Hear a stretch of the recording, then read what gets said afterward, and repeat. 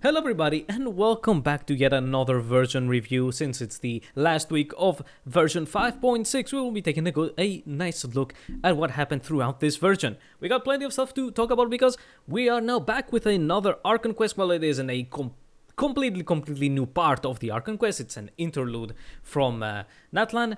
It's still considered an Archon Quest, so we're gonna be taking a look at that. And then of course the events, because there's nothing else that's permanent, so that's about it. Anyways, new Archon Quest was pretty good. Who would have thought that good pacing, straight to the point writing without any extra unnecessary dialogue would result in an enjoyable story?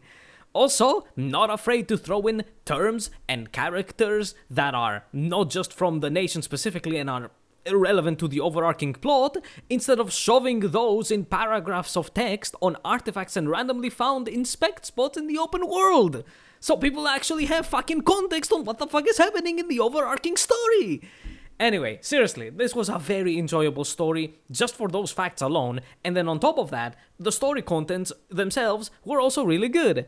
But I do have a few notes. The biggest one is a bug that I will kindly ask you to share your experiences in the comments to see if this is more widespread, as I did not see it in any social media mentioned, nor has MiHoYo acknowledged it in the notices for the updates where, they say known issues. So I would like you to, again, share your experience if you had this bug or if there's something wrong with my thingy. Anyway, so during the story, you investigate Albedo's office. Now, I am using a controller, a DualSense, on PC. In that section, you get a cursor to highlight items on his desk and inspect them. But the controls for the camera and the cursor are both bound to the left stick, so while you move the cursor, the camera also moves, making it not only annoying as hell, but actually almost impossible to inspect all of the items on the desk, specifically the far left item that was on there. I forgot what it was. Something went pretty wrong there on the coding or whatever the fuck happened to the control bindings. The right stick or any other button did nothing. I checked if Steam input, which I do use for some stuff in Genshin, specifically the auto pickup that I have a video on if you want to check that out. I checked if it was interfering and causing this. Nope. Nothing at all, nothing like that. I mean, first of all, nothing is bound on the left stick for me on Steam input. I only have one button bound, so it was not interfering. So, as I mentioned, please do share in the comments if you had the same issue. Does this happen on console maybe as well, or is it only on PC? So yeah, this was really annoying. I was not able to inspect the thing on the far left, and I had to go through crazy shit to get the cursor and the camera to be on the item. So yeah, again, please share in the comments if you had that. Other than that, the attack on Mondstaldt part was for the most part fine. There was some extra dialogue you could miss if you didn't visit all of the points on the map, but that's fine. But there are three things that baffle me to hell as to why they are there. First is the Barbara healing part. Just why? The thing is that normally with Barbara, you attack enemies to heal the entire party while her skill is up. But they didn't want you to do that in this part, nor did they make some sort of simple minigame to make this part any interactive. They just want you to use her skill and stand for 2 minutes there next to the people. So why have this part playable at all? They went exactly in the middle of what they should have done, which is the worst decision out of all. On one side is the just use a cutscene to show Barbara healing the people. That's her entire job, and I don't think anybody would doubt that she healed them. And then again, just nothing. It's a cutscene. It's some dialogue. It's perfectly fine. And on the other side, where you decide that you want this part to be interactive and playable, you either have the player attack the people to heal them to end this section quickly, just by slapping them with some fucking Barbados holy water, I guess, or create a simple minigame, again, to make it interactive and interesting. But they chose the exact middle, and you just press her skill and stand there. They literally want you to watch paint dry. So why is this thing here? Second thing is the Amber and Mika archer section on the city walls, because both Amber and Mika are not tall enough to aim through the gaps of the towers, and the tower walls are big and wide, so their shots just hit those instead of passing through. did they not test this? So you just jump down on the walls from the tower to defeat the enemies, because also the enemies are melee, so they just glue themselves to the tower wall where you can't see them. And also they put Mika there, so you have to just do normal attacks with Amber, because that's exactly what he fucking buffs. Like, what do you want me to do with Mika there? And this one was pretty easy to make into a mini game, honestly. Place Mika and Amber in a spot where they can shoot through the walls, through the gaps, and slowly spawn enemies on the outside of the city, because that's their fucking job, is to keep enemies out, not to kill them on the walls. And you just have to shoot them as they are approaching. And as for Mika, either make his skill buff charged arrow time so that Amber's arrows would charge faster, or make his skill have no or very low cooldown so that he shoots with his crossbow, because that's his main way of shooting with a crossbow. Like, again, did they not test this? What's the point of this section? And lastly, man, Eula must have it really harder than Knights of Favonius. I don't know if it's because they hate her lineage, because why did we put a Ruin Guard Engrader against the physical character? Because I don't know if you know, but Ruin enemies have 70% resistance to physical damage. And we put that against the physical character. The one physical character that we have, honestly. Like, yeah, other than those really baffling decisions, the quest was pretty nice, and I guess we will be getting a playable Durin at some point. I doubt they will keep him as a background character. And, oh, actually this ties into the other permanent content we got, which is the weekly boss. But before you fight the boss in the story, you get a pop-up when you enter the Imaginarium Theater room that tells you that after starting and entering the Witch's Challenge, you won't be able to switch your party, and they recommend Hydra and Cryo because you need those for the boss. The thing is, they don't tell you that this is the last time you are able to switch parties, because I don't know if this is only in the English translation. The way this is worded is that the player will interact with something to start the challenge. Which, again, they will know that, hey, I should not interact with this yet, so that I switch my parties. But actually, once you speak to Alice, you are locked. The dialogue will happen and you are dropped into the boss.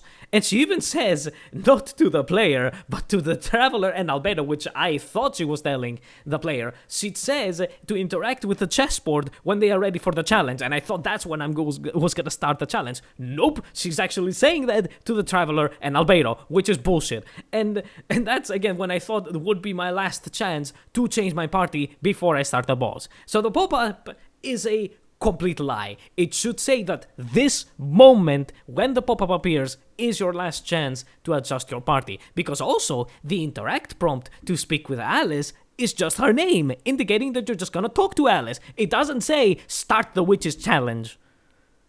And speaking of the boss, it's fine. It's not the worst nor the best. The need for freeze is really unnecessary as Kofir and Skirk shilling, but the boss is easy anyways with any Cryo and Hydro units. Which brings us to the events, because that's the Archon Quest. Again, it was perfectly fine, except for these really weird things. Events, though. Our main event this time was in Fontaine with a very separated story to gameplay, which we will talk about that in a bit. Some auto real-time strategy event, a combat score attack event, and lastly a co-op event. Let's begin with the main one, of course. We are back in Fontaine for some shenanigans with some Natlan characters, mainly male ones, which, it is very interesting that, as far as I saw everybody enjoyed this event story, it involves all male characters. Anyway, the story was good, honestly. The only thing I didn't like was the Kinnich stealth part because it was kind of dragged on and boring, but overall, a fine event story indeed. Can't say the same for the gameplay, which I know was more split on the community, and I'm of the it was very, very boring side. First of all, it is barely relevant to the story of the event, which is not a good start, and it's an economy management event. Why? What in the ever-loving fuck does this have to do with Genshin's core gameplay? I did not see many people that were so happy with the potion event that was the same last year that they really wanted another one, and people was like, yes baby, we heard you. And this one was worst, honestly, because nothing happened. And like, there were so many black screen fade outs and fade ins. It made me so irritated. It was so unbearable. There were also these platforming stages when you wanted to upgrade a section of the park that seriously did not need to exist with how boring they were. They were there to pad out the event. The companion mini-stories were okay, but also existed mainly to pad out the boring economy management. So, sorry if you liked it, good for you, but I wish to never see an event like this one again. It has no place in Genshin. What? Is it based on the economy management of your wallet? So overall, while the story was one of the better ones for main events, the gameplay was so disjointed from it and boring to hell, I cannot give this a positive thumbs up and say it was good. It was not. Get this shit out of the game. Let's go through the minor events then. And ladies and gentlemen, this version will definitely go down in history as having the worst minor events ever, as one of the versions that does that. First is the Auto RTS event, where you had these scenarios with bases with enemies, and you had to summon units to go defeat the enemies and destroy the enemy base. It's a real-time strategy game. It even came with the top-down camera view. The thing is that it was automated, as I mentioned, and the AI for your units did whatever the fuck it wanted. Yes, units did have priority targets, but even with those, they just ignored things in front of them and went to the other side of the enemy base to just target whatever the fuck they wanted. So, not being able to control your units in a real-time strategy game, coupled with the bad AI, made this event one of the worst ones that I have ever experienced. Do not let these people cook again a real-time strategy thing. There was also nothing Genshin about it. You were never tasked with using elemental reactions to take care of an enemy, some sort of blockade in the base or something. Like, hey, use Hydra enemies to put out the fire in, like, they put some fucking, like, fire spears or whatnot, walls. Like, nothing like that. Just nothing. No Genshin interaction. Just spawn your units. Good luck! Next up is the Score Attack Combat event, and oh my goodness, I mean, the fact that it's Natlan based already made me doubt it was gonna be good, and I was correct! So in this event, there were different stages where you were forced to use a specific character and build 2 teams with that character that will go against specific halves. Don't like the character? Well, fuck you, and most of them were Natla units or Escoffier because she was in the banners. Don't have the character? Well, my boy, you were forced to use a trial character, and they sucked. And I'm not talking they sucked compared to properly built characters by players. I'm talking you might as well have no character there in the team. And I even bet if you tried to focus everything you had on your team around them, you would not get the score needed from the primos. And yes, I'm looking at you, Chlorinde. That's how bad these characters were. Except for support, which I only remember one, Escoffier, and she's just busted from talent numbers, so from passive talent numbers, so her build doesn't matter in the slightest. But all DPSs were unusable. Additionally, the 2 teams you had to create needed to have 2 to 3 specific elements, because if you used any elements that weren't those specific ones in each half of a stage, your score was cut in half. Yeah, you were completely forced to use specific elements and only those ones in the halves in order to earn 100% more score from defeating enemies. Else, don't even try. You would not get the score needed. So they would throw a bunch of enemies where an Anemo unit would help a ton to group them up, but if you brought an Anemo unit, your score was neutered. Holy shit, who thought of this? At the very least, make the trial characters usable. Why do they continue also giving them level 80 and level 80 weapons? Do you not know that in your own game, level scaling is very important, because if an enemy is much higher level than you are, the damage is completely fucked. These trial characters were literally like strapping 100 kilograms to your legs and running a marathon. So most people, like me, completely tried to ignore them. It sometimes worked, and sometimes it didn't. So good job, miHoYo. If you had the characters, then it was still kind of ass because of the element restrictions, but my goodness, never let the people that thought of the specifics of this event design another one. Because the use a character in multiple teams was done perfectly fine in the Sumeru event 2 years ago. It was the Lisa Skin event. It was 500 times better than this dog shit event. Holy fuck, what has happened to the event designers? And lastly is a co-op event, which, as you may know if you watch my other version reviews, I did not interact with at all, since I don't want to play a shitty Mario Party minigame in Genshin. I also heard the matches took way too long in this one to finish, so I guess it wasn't good anyway, so I dodged the bullet. And that's it, version 5.6. The Archon Quest was an actual good return to good story quests, except for, the little details, but in general, like, the story, which is what matters, was good. The weekly boss is harmless, I'll say, to the overall, review of the version. It just has a few annoying attacks, but I do like that many of the attacks are based on how the chess pieces move, which is again real nice. The main event, while having a really good story, had unbearable gameplay, and all of the minor events sucked hard. So overall, this was not a good version to go through. If, just the Archon Quest alone, which is gonna be the main permanent thingy, it's gonna be fine. But when you look at the version itself, holy shit, this was pain. Now, for 5.7 though, we got more details on the permanent combat mode, and it will be resetting apparently 7 to 8 days after a version goes live, which is interesting, although if you search up more details on the mode, you will see it's not looking good for the balancing, let's say, of it. So, I'm not 100% sure where I will place this mode on reviews. I am thinking it's going to most likely be covered here in the version reviews, rather than needing to wait for it to reset to cover the Abyss and Imaginarium Theater. And of course, sometimes, with how versions go on, you can end up having two different Abysses and Imaginarium Theaters in the same version.